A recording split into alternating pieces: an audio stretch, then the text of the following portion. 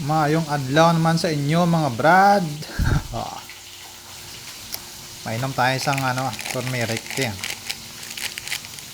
Kay galuto kita sang aton nga pamahaw. Pero prito ani nga bangros nga ginmarinate.